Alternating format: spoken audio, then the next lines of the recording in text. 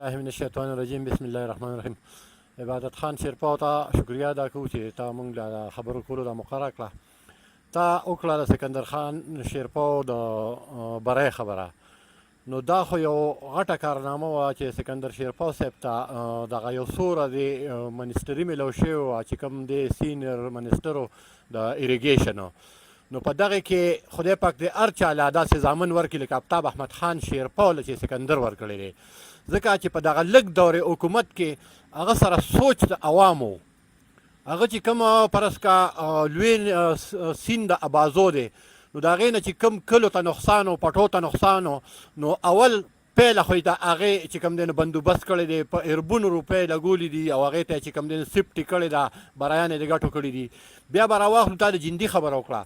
جندې خو چې کوم دی مخکې چې به راغی نو دی به ډېر زیات پټي وړلو، دا کورونه به وړلو، مالونه به وړلو. دې پېرې سکندر خان شیرپا دغه کارنامه چې کومه کړې ده دا د جندي، نو جندي کې هغه داسې یو کارنامه کړې ده چې کومو کلو ته کومو پټو ته نقصان و، نو دومره اوباړو چې ته راغلی نه یې لکه بله ورځ چې کومې 8000 کیس اوبه رالې.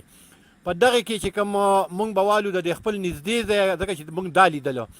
اوس په کڼیور کې چې جندې بیاده نو دغه ځای کې اولدین کلی سیاست کمر چې کوم ورته وایي، نو دا کمر تقریبا 30 فوټ لوړ دی او 30 فوټ لوړ ته هغه